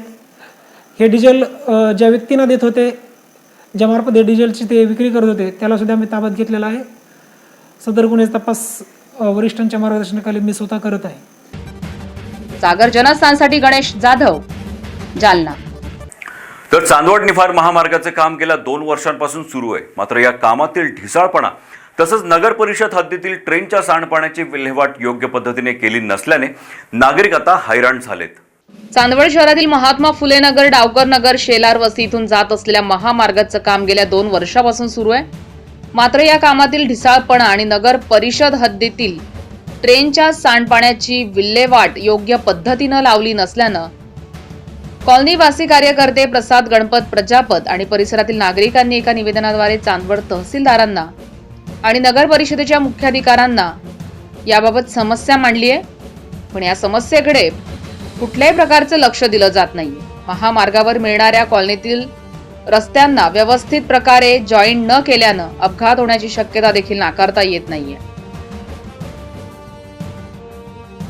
तसंच मुख्य बाजारपेठेपासून 2 किलोमीटर अंतरावर दोन्ही बाजूंना ड्रेनेज असणं खूप गरजेचं आहे, कारण पावसाचं पाणी मोठ्या प्रमाणात दोन्ही कॉलनीतील नागरिकांच्या घरात घुसून नुकसान होतंय. या संदर्भात फुलेनगर येथील रहिवाशांनी प्रतिक्रिया दिली. दिवसभर आम्हाला घर बंद करूनच राहावं लागतं. आलेले कोणी अतिथी असेल त्यांना डासांच्यापासून त्रास होतोय आणि कदाचित थोड्याच दिवसात हे मलेरियाचे पेशंट नक्की वाढण्याची शक्यता आहेत. आणि म्हणून नगरपालिकेने किंवा सार्वजनिक विभाग असेल बांधकाम त्यांनी तातडीनं ही पक्की गटार व्यवस्था करून द्यावी, आमचा जाण्या येण्याचा मार्ग मोकळा करावा. या सांडपाण्याचा सर्वात जास्त त्रास आम्हाला होतोय, कारण माझ्या बाजूचाच प्लॉट खाली असल्यामुळे त्या प्लॉटवर हे सर्व पाणी साचतं आणि ह्यामुळे डास खूप होतात आणि हे डास आम्हाला दिवसभर अक्षरशः दात बंद करूनच बसावं लागतं, दार उघडं ठेवताच येत नाही. डासांची संख्या खूप वाढली आहे.